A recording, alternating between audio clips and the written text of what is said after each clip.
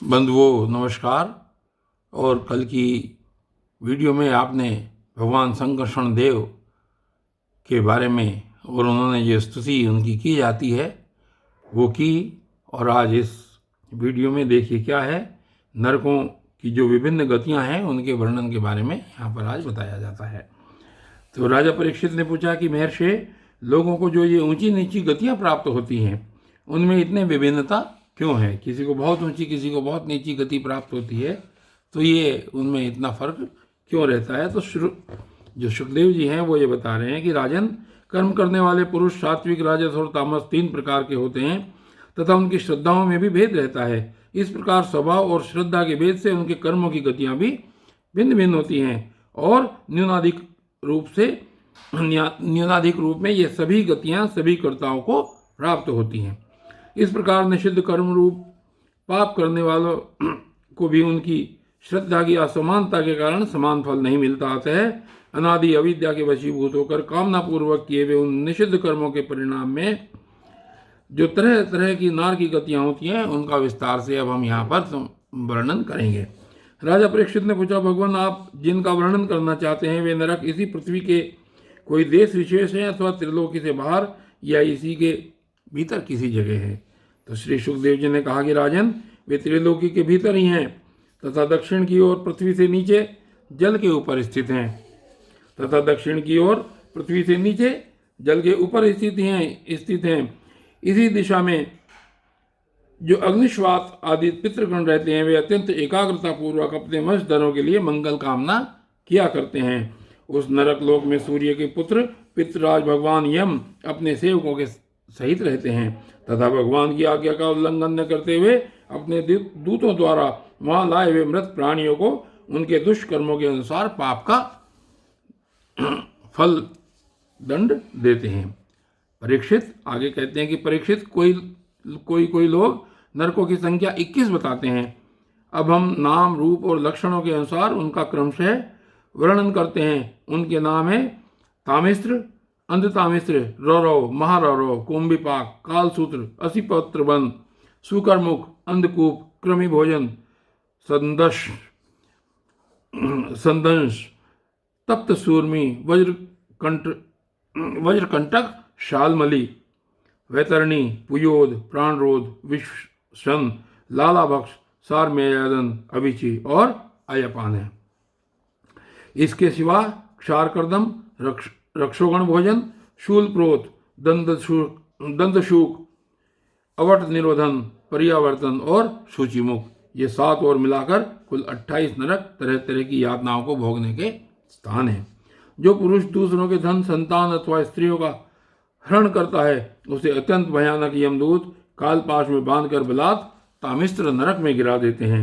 उस अंधकारमय नरक में उसे अन्न जल न देना, डंडे लगाना और भय दिखलाना आदि अनेक प्रकार के उपायों से पीड़ित किया जाता है। इससे अत्यंत दुखी होकर वह एकाएक मूर्छित हो जाता है। इसी प्रकार जो पुरुष किसी दूसरे को धोखा देकर उसकी स्त्री आदि को भोगता है वह अंध तामिस्र नरक में पड़ता है। वहाँ की यातनाओं में पड़कर वह जड़ से कटे हुए वृक्ष के समान वेदना के मारे सारी सुध बुध खो बैठता है और उसे कुछ भी नहीं सूझ पाता। इसी से इस नरक को अंध तामिस्र कहते हैं।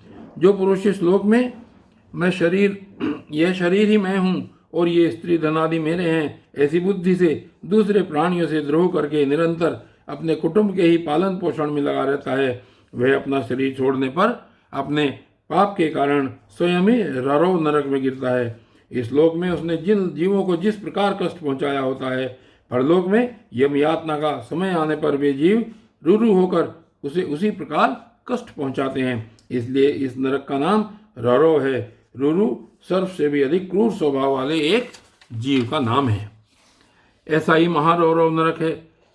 इसमें वह व्यक्ति जाता है जो किसी की परवाह न कर केवल अपने ही शरीर का पालन पोषण करता है। वहाँ कच्चा मांस खाने वाले रूरू इसे मांस के लोभ से काटते हैं। जो क्रूर मनुष्य इस लोक में अपना पेट पालने के लिए जीवित पशु या पक्षियों को रांधता है, उस हृदयहीन राक्षसों से भी गए बीते पुरुष को यमदूत कुंभिपाक नरक में ले जाकर खोलते हुए तेल में रांधते हैं। जो मनुष्य इस लोक में माता पिता, ब्राह्मण और वेद से विरोध करता है उसे यमदूत कालसूत्र नरक में ले जाते हैं। इसका घेरा 10,000 योजन है।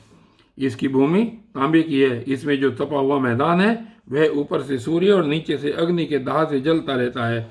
वहां पहुंचाया हुआ पापी जीव भूख प्यास से व्याकुल हो जाता है और उसका शरीर बाहर भीतर से जलने लगता है। उसकी बेचैनी यहाँ तक बढ़ती है कि वह कभी बैठता है, कभी लेटता है, कभी छटपटाने लगता है, कभी खड़ा होता है और कभी इधर उधर दौड़ने लगता है। इस प्रकार उस नर पुरुष के शरीर में जितने रोम होते हैं उतने ही 1000 वर्ष तक उसकी यह दुर्गति होती रहती है।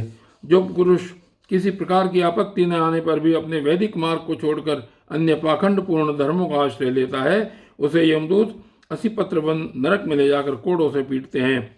जब मार से बचने के लिए वह इधर उधर दौड़ने लगता है तब उसके सारे अंग तालवन के तलवार के समान पैने पत्तों से, जिनमें दोनों ओर धारें होती हैं, टूक टूक होने लगते हैं।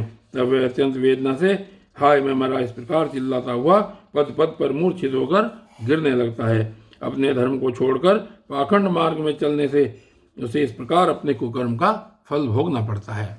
और आगे कहते हैं कि इस लोक में जो पुरुष राजा या राज कर्मचारी होकर किसी निरपराध मनुष्य को दंड देता है अथवा ब्राह्मण को शरीर दंड देता है, वह महापापी मरकर शुक्रमुख नरक में गिरता है।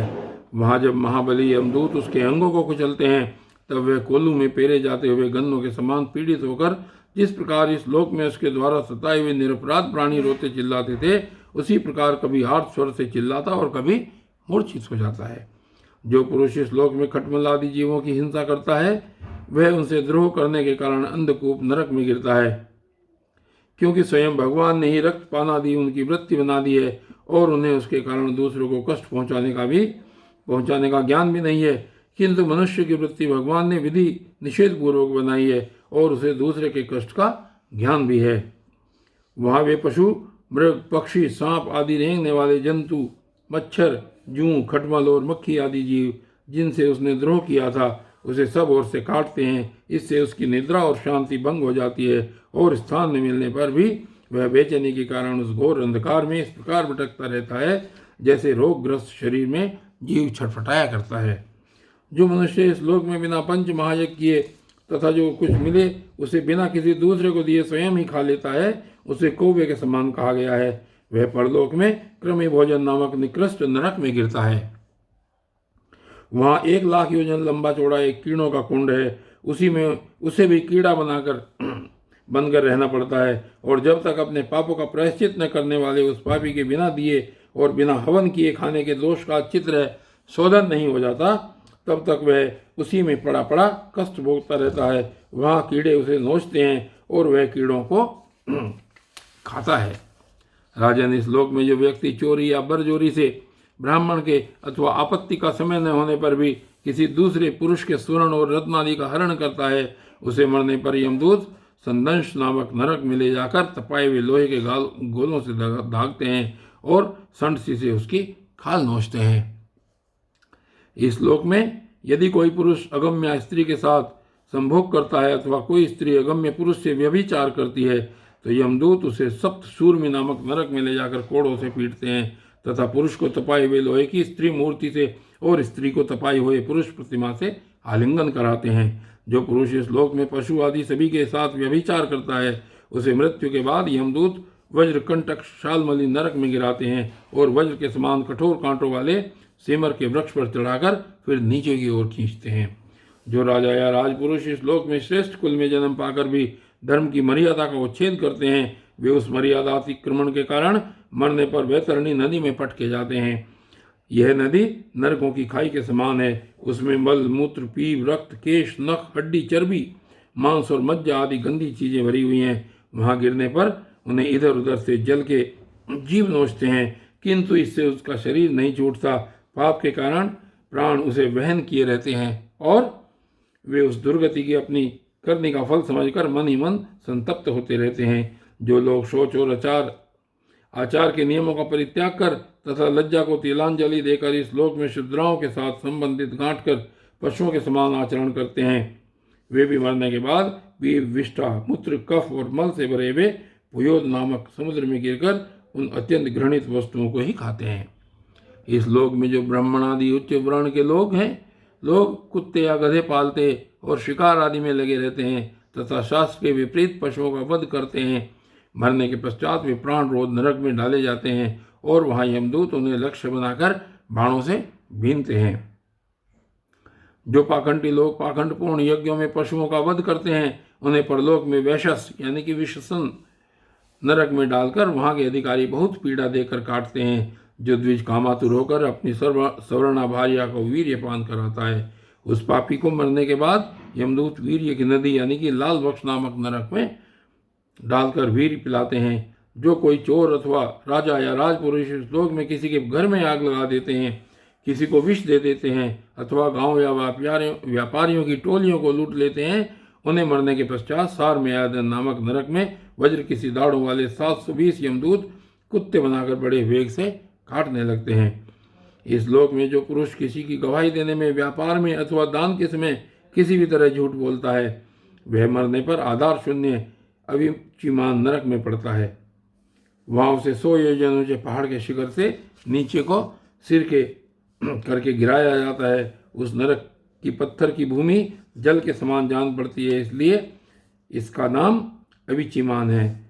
वहां गिराए जाने से उसके शरीर के टुकड़े टुकड़े हो जाने पर भी प्राण नहीं निकलते, इसलिए उसे बार बार ऊपर ले जाकर फटका जाता है। जो ब्राह्मण या ब्राह्मणी अपने व्रत में स्थित और कोई भी प्रमादवश मद्यपान करता है तथा जो क्षत्रिय या वैश्य सोमपान करता है, उन्हें यमदूत अजयपान नाम के नरक में ले जाते हैं और उनकी छाती पर पैर रखकर उनके मुंह में आग से गलाया हुआ लोहा डालते हैं। जो पुरुष इस लोक में निम्न श्रेणी का होकर भी अपने को बड़ा मानने के कारण जन्म, तप, विद्या, आचार, वर्ण या आश्रम में अपने से बड़ों का विशेष सत्कार नहीं करता, वह जीता हुआ भी मरे के ही समान है। उसे मरने पर क्षार कर्दम नाम के नरक में नीचे को सिर करके गिराया जाता है और वहां उसे अनंत पीड़ाएं भोगनी पड़ती हैं। जो पुरुष इस लोक में नर मेधादि के द्वारा भैरव, यक्ष, राक्षस आदि का यजन करते हैं और जो स्त्रियां पशुओं के समान पुरुषों को खा जाती हैं, उन्हें वे पशुओं की तरह मारे हुए पुरुष यमलोक में राक्षस होकर तरह तरह की यातनाएं देते हैं और रक्षोगण भोजन नामक नरक में कसाईयों के समान कुल्हाड़ी से काट काट कर उसका लहू पीते हैं।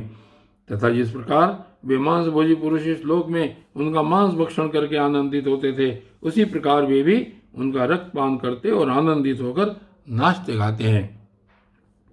इस लोक में जो लोग वन या गांवों के निरपराध जीवों को जो सभी अपने प्राणों को रखना चाहते हैं, तरह तरह के उपायों से फुसलाकर अपने पास बुला लेते हैं और फिर उन्हें कांटे से बेधकर या रस्सी से बांधकर खिलवाड़ करते हुए तरह तरह की पीड़ाएं देते हैं, उन्हें भी मरने के पश्चात यम यातनाओं के समय शूल प्रोत नामक नरक में शूलों से बांधा जाता है।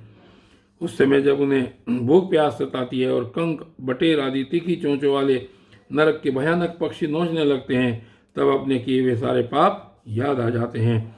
राजन, इस लोक में जो सर्पों के समान उग्र स्वभाव पुरुष दूसरे जीवों को पीड़ा पहुंचाते हैं, वे मरने पर दंदशूक नाम के नरक में गिरते हैं। वहां 5-5, 7-7 मुंह वाले सर्प उनके समीप आकर उन्हें चूहों की तरह निगल जाते हैं।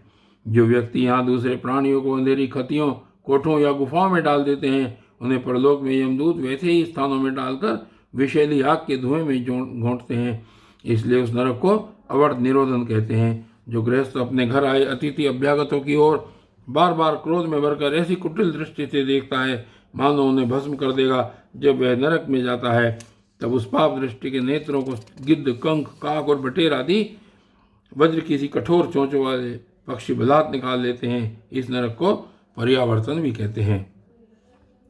इस लोक में जो व्यक्ति अपने को बड़ा धनवान समझकर अभिमानवश सबको टेढ़ी नजर से देखता है और सभी पर संदेह रखता है, धन के व्यय और नाश की चिंता से जिसके हृदय और मुंह सूखे रहते हैं, अतः तनिक भी चैन न मानकर जो यक्ष के समान धन की रक्षा में लगा रहता है तथा पैसा पैदा करने, बढ़ाने और बचाने में जो तरह तरह के पाप करता रहता है, वह नराधम मरने पर सूचिमुख नरक में गिरता है। वहां उस अर्थपिशाच पापात्मा के सारे अंगों को यमराज के दूत दर्जों के समान सुई धागे से सीते हैं। राजन, यमलोक में इस प्रकार के सैकड़ों हजारों नरक हैं जिनका यहाँ उल्लेख नहीं हुआ है, या उनमें जिनका यहाँ उल्लेख हुआ है और जिनके विषय में कुछ नहीं कहा गया, उन सभी में सब धर्मपरायण जीव अपने कर्मों के अनुसार बारी बारी से जाते हैं। इसी प्रकार धर्मात्मा पुरुष स्वर्ग आदि में जाते हैं। इस प्रकार नरक और स्वर्ग के भोग से जब इनके अधिकांश पाप और पुण्य क्षीण हो जाते हैं, तब बाकी बचे हुए पुण्य पाप कर्मों को लेकर ये फिर इसी लोक में जन्म लेने के लिए लौट आते हैं। इन धर्म और अधर्म दोनों से विलक्षण जो निवृत्ति मार्ग है, उसका तो पहले द्वितीय स्कंद में ही वर्णन हो चुका है। पुराणों में जिसका 14 भुवन के रूप में वर्णन किया गया है, वह ब्रह्मांड कोश इतना ही है। यह साक्षात परम पुरुष श्री नारायण का अपनी माया के गुणों से युक्त अत्यंत स्थूल स्वरूप है। और इसका वर्णन मैंने तुम्हें सुना दिया। परमात्मा भगवान का उपनिषदों में वर्णित निर्गुण स्वरूप यद्यपि मन बुद्धि को की पहुँच के बाहर है, तो भी जो पुरुष इस स्थूल रूप का वर्णन आदर पूर्वक पढ़ता सुनता या सुनाता है, उसकी बुद्धि श्रद्धा और भक्ति के कारण शुद्ध हो जाती है और वह सूक्ष्म रूप का भी अनुभव कर सकता है। यति को चाहिए कि भगवान के स्थूल और सूक्ष्म दोनों प्रकार के रूपों का श्रवण करके पहले स्थूल रूप में चित्त को स्थिर करे, फिर धीरे धीरे वहां से हटाकर उसे सूक्ष्म में लगा दे। परीक्षित, मैंने तुमसे पृथ्वी, उसके अंतर्गत द्वीप, वर्ष, नदी, पर्वत, आकाश, समुद्र, पाताल, दिशा, नरक, ज्योतिर्गण और लोकों की स्थिति का वर्णन किया। यही भगवान का अति अद्भुत स्थूल रूप है जो समस्त जीव समुदाय का आश्रय है। और बंधुओं, आज की लिए बस इतना ही। और आज ये पंचम स्कंद यहाँ पर समाप्त हो जाता है। कल छठा स्कंद श्रीमद् भागवत महापुराण का प्रारंभ होगा। तब तक के लिए धन्यवाद।